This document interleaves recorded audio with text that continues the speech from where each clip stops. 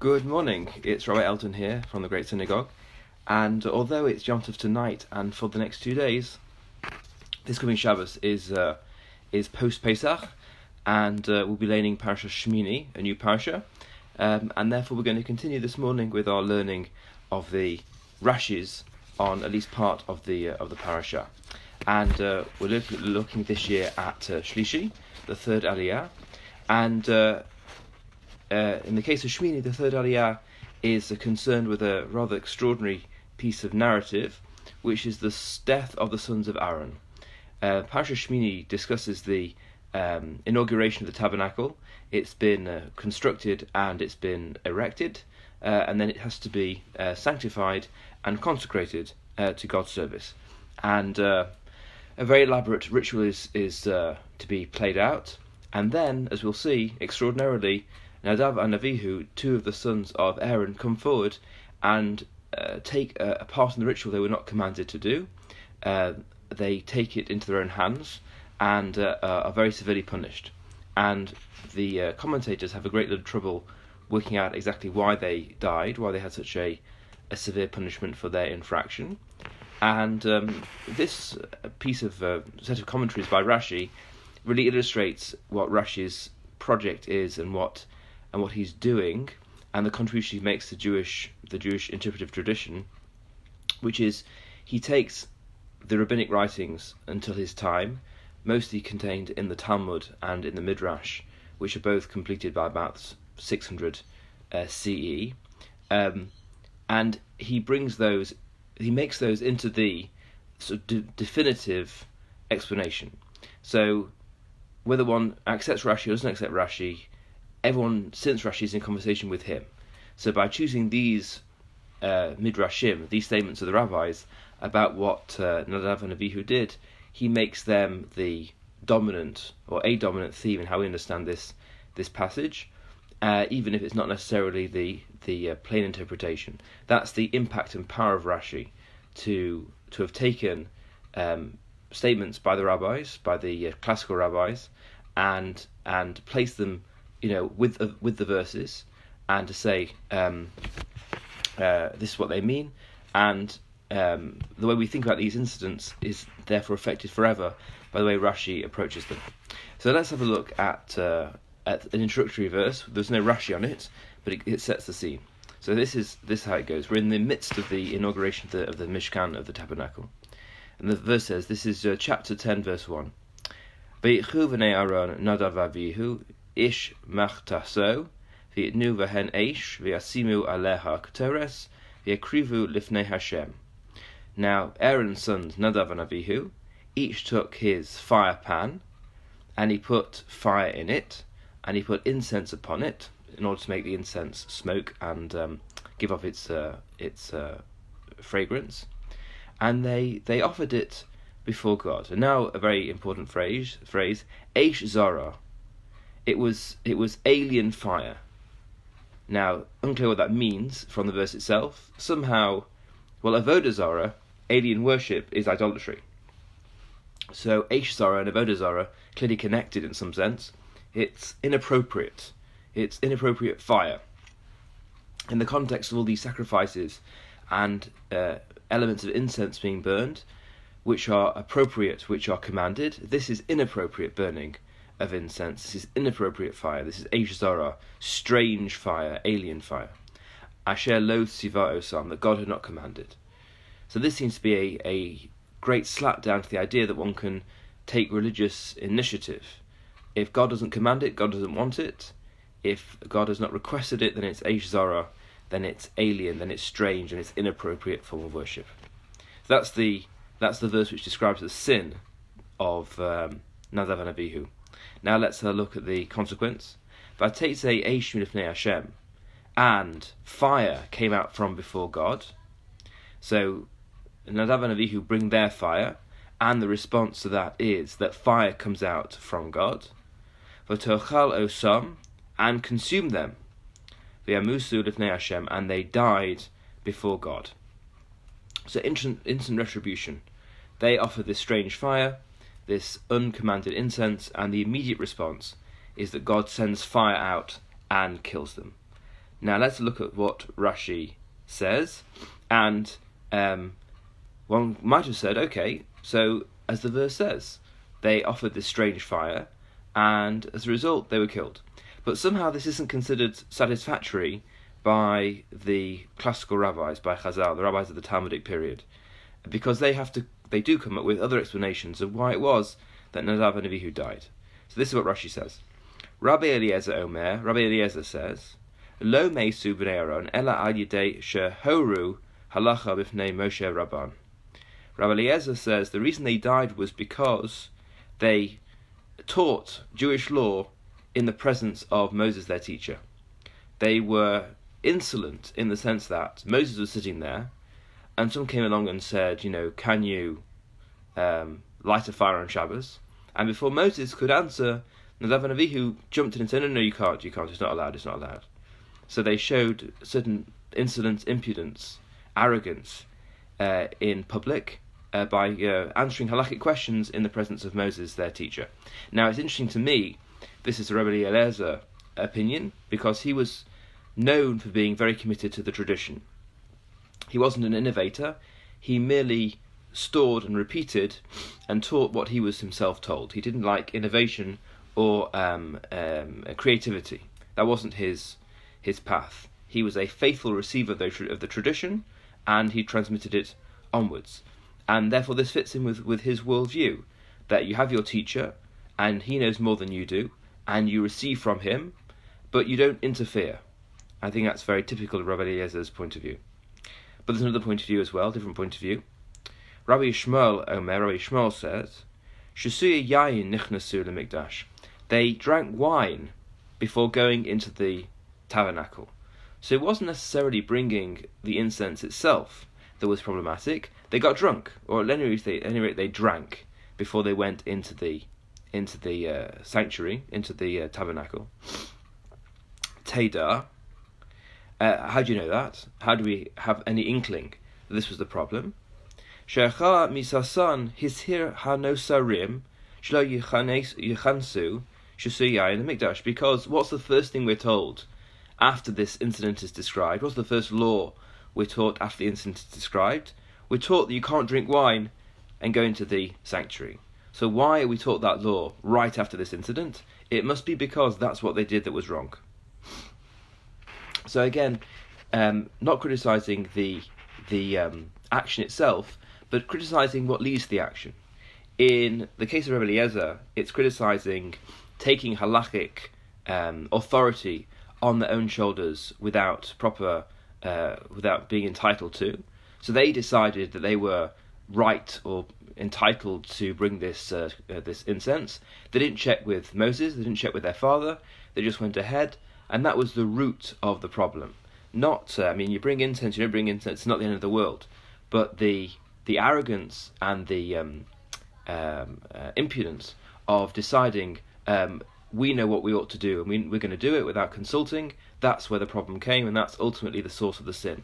According to Rabbi Shmuel, it wasn't that. There was a certain lack of reverence, a certain abandon. They weren't taking things seriously enough. We'll have a drink, it's a big festive day, we'll have a drink, we'll have a l'chaim, and then we'll do our own thing. We'll go and offer some incense. That'll be fun. That's rejected. It wasn't a concerted rebellion against Moshe's religious authority as in the worldview of Rabbi Eliezer, but according to Rabbi Shmuel, it's just a sort of taking too lightly the way you ought to behave in sacred matters. So let's look at the next verse, chapter 10, verse 3. Vayemer Moshe el Aaron, hu asher diber Hashem lemor.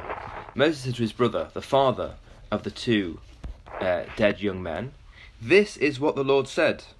This is what he meant when he said, Bikrovai akadesh. In those who come near me, I will be sanctified. Al pnei kol ha'am achabed. Before all the people, I will be honoured. Vayidom Aaron. And Aaron was silent. Very famous phrase. Vayidom Aaron. Aaron was silent. So in the face of the death of his two sons, Aaron doesn't complain and he doesn't protest. He accepts the justice of the decree upon his two sons, even though it must have been utterly, utterly heartbreaking. But let's take this apart piece by piece. Now, if you just look at the verse in a very simple sense, God says, before those who are close to me, or maybe before those who draw close to me or bring things close to me.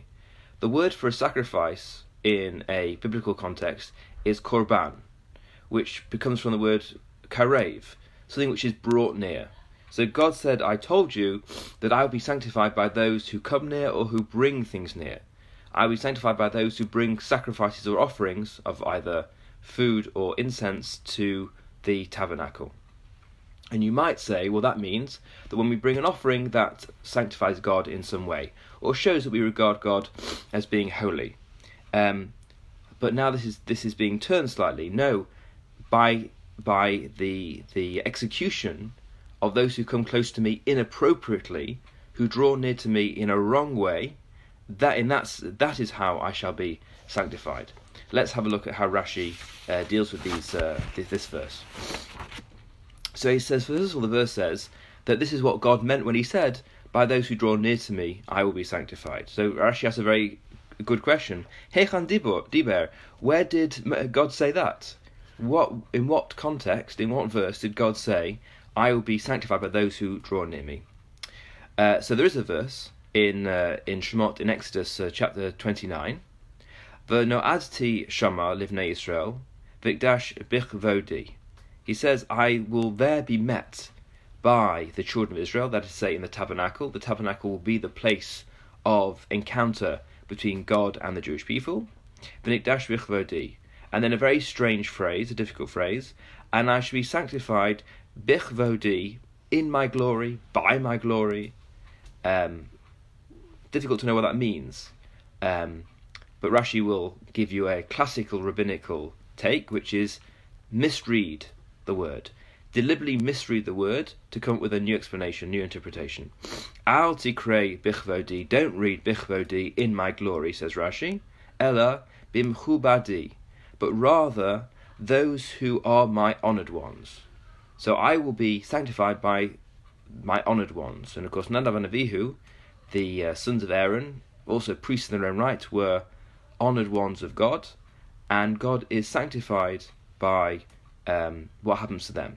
Because, as we'll see as we go through the Rashis, God is also sanctified by proper punishment being meted out for proper infractions. Amale Moshe Aaron. Moses said to Aaron, Aaron Achi, Aaron my brother, so a very affectionate, warm way that Moses spoke to his brother. Yodea Hayisi, she's Kadesh Habayis, Bim Yuda'av Shel Makam. He said, I knew that God's house, the tabernacle, would be sanctified by those who are beloved of God. Vayisi savor o vi or v'cha, and I thought that'd be you or me. Moses thought that God would achieve a level of sanctification in the world by somehow through the actions or events surrounding those whom God loves. And Moses thought, that would be Moses, myself, or Aaron, my brother, that we will somehow lead to, we will engender the sanctification of God when the tabernacle is sanctified, is consecrated. But it wasn't that. It wasn't through Moses or his brother. Akshav ro'ani shehem gedolim mimeni umimcha. Now, says Moses, I understand that your two sons are greater than you and greater than me. So now this is very, very complicated and subtle, what's going on here now. Moses is saying, just at the time when Nadav and Avihu have been killed, and properly killed, appropriately killed, for their infraction, when they either flouted Moses' authority by making halakhic decisions off their own bat, or they were too irreverent by having a drink and then going in to offer the incense, he says, nevertheless, they are more beloved of God than you or I, he says to Aaron. And I think what this is pointing to is a very deep truth, and a rather difficult truth to accept sometimes, that you can have people of very, very great stature who make great mistakes and then are punished for those mistakes, and yet it does not totally negate their greatness in other ways. So the mere fact that Nadav and Avihu did something terribly, terribly wrong, and were given the ultimate punishment for their infraction, does not mean that they weren't honoured ones, they weren't beloved ones, they weren't in a certain sense greater than Moses and Aaron. They made a big mistake. They made a crashing mistake and they were properly punished for it. But that does not negate the fact they were great people in other ways, and doesn't take away their greatness forever. They still have that status of being beloved and great and honoured, even though they made a massive mistake and they were massively punished for it. Those things can all be true at the same time. Vayidom Aaron, and Aaron was silent. This great crash, extraordinary, reverberating silence of Aaron at the death of his own sons. Kibel Sachar al Shesikaso, he received reward for his silence. Thank you, Rochelle Gilbert, for inviting me to get a tissue. I have a sniffle.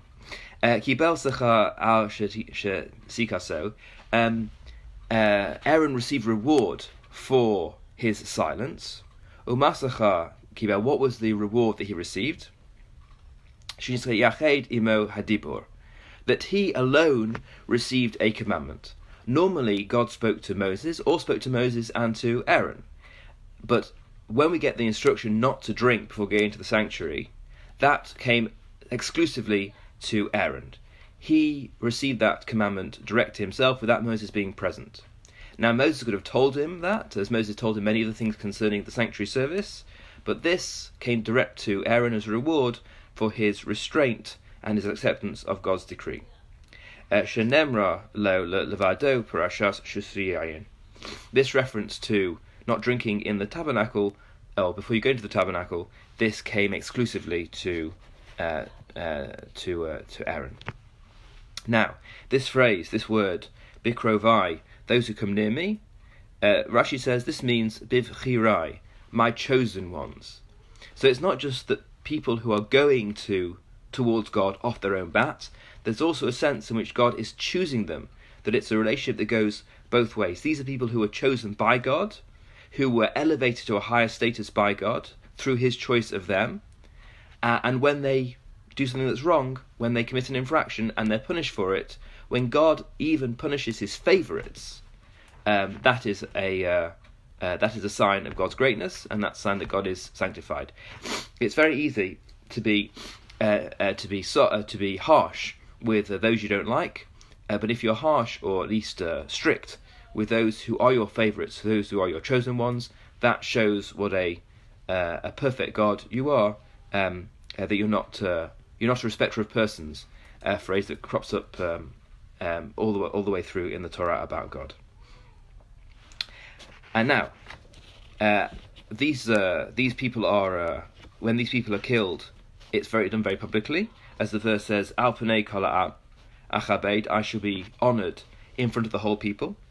Shekadosh Baruch Hu, because God Oser Din, but Tzadikim, Misyore u'mis'aleh u'miskales. When God is strict with his righteous ones, or with righteous people, he inspires awe, and he is elevated and he is praised, for reasons I just discussed. Im kain ba'elu, kosher kain b'rashayim. And if this is true of tzaddikim, of righteous people, how much more so is it true of wicked people? Because when we see a righteous person being punished, we might say, they made a mistake, and it's right they should be punished, but there were still tzaddikim, there were still good people, and there's a tinge of sadness there at their fate, as there is for Nadav and Avihu.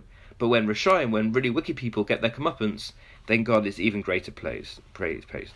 V'chein hu omer nora elokim mukdashecha. And this is what it means when it says that you're feared, O God, from your sanctuary, which is very relevant because these events took place at the sanctuary. And now another of these rabbinic misreadings. Al tikrei mimikdashecha, don't read from your sanctuary, ella mimkudashecha, but those who are your sanctified ones. Again, shifting it from an abstract concept or a place to people. God is sanctified by the way he deals with people. And of course, by sanctified we mean the way that God is understood and respected in the world, the way he's regarded in the world. Al Pnei Kol Ha'am, when that takes place before the whole people.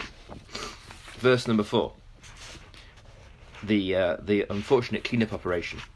Vayikra Moshe el Mishael ve'el Eltzaphan b'nei Uziel dod Aaron, and Moses called Mishael and Elzaphan, who were the sons of Uziel, who was the uncle of Aaron. So these are therefore his first cousins.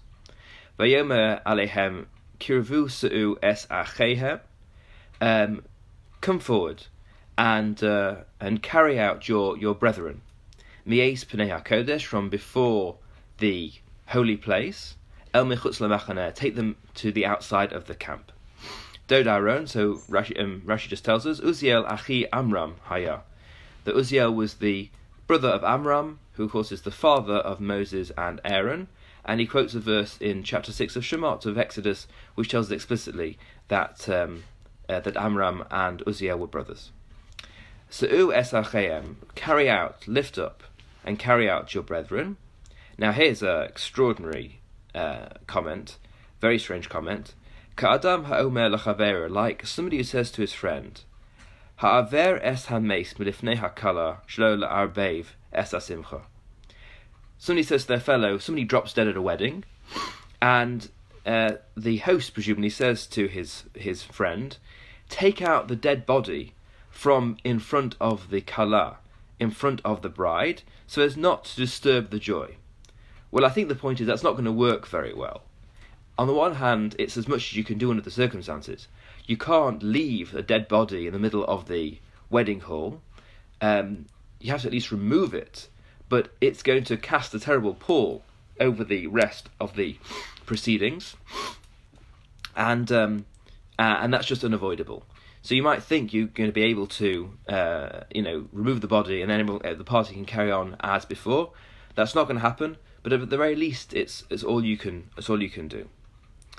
And finally, verse 5: Vayikrevu vayisa'um b'chutanosam el michutz l'machaneh kasher diber leMoshe. And they came forward, these two cousins, and they carried them out in their clothes. But the question is, whose clothes we're talking about? El michutz l'machaneh, to the outside of the camp, kasher diber Moshe, just as Moses had said. And Rashi says, what are these b'chutanosam, in their garments? Shel mesim, the garments of the dead ones. So you might have thought this is the garments of the two first cousins, that they come in, what's happened? Fire has come out from God and has attacked, has killed, has consumed these two young men. So you might think that there's sort of terrible charred remains, charred body and charred clothes. And therefore when it says take them out in their tunics, in their clothes, it can't be referring to the clothes they're in, because they're in a terrible destroyed mess. It must be the clothes of the pallbearers who come along and then cover them up with their own clothes and take them out. Rashi says no, it was the clothes of the dead themselves, which leads to a very famous comment about this incident. When I'm made to teach, Shelo nisrafu vigdehem ella nishmasam. Their clothes were not consumed, only their souls. So it seems that their bodies and their clothes all remained pristine and undamaged, untouched. Only their souls were taken out. K'min shnei chutin shel eish nichnasu l'soch chat mehen. Two threads of fire came out from God and came into their nostrils and consumed their souls, as it were, from the inside. But in terms of their physical appearance or their physical structure, it was left entirely unscathed. They just passed away, but they were left pristine in terms of body and of clothes. And of course, that also is a hint towards, or an indication of, their holiness. They weren't killed in a very unpleasant way. Their soul was merely burned up within them, and they passed away, but they were left looking as pristine as they ever had looked. They weren't physically damaged, which would have been much more unpleasant for them and for everyone involved. So a very difficult passage, which the rabbis and then Rashi following them, I think are hinting towards what we see as great people making a great mistake, which they get punished, but we shouldn't write them off, and we shouldn't denigrate them in general, because these things happen. Because it can be that you have people who still have many, many virtues and make a great mistake, which they're greatly punished, but that shouldn't lead us to write them off entirely. They still retain whatever virtues they had, despite their mistakes and despite the punishment for their mistakes. That concludes our Rashi for this week. Rabbi Phil Kaplan will be on this afternoon giving his pre-Yom Tov sermon. I wish everyone a happy and a healthy rest of Pesach, and please be in touch if you should need anything from me or from the shul. God bless.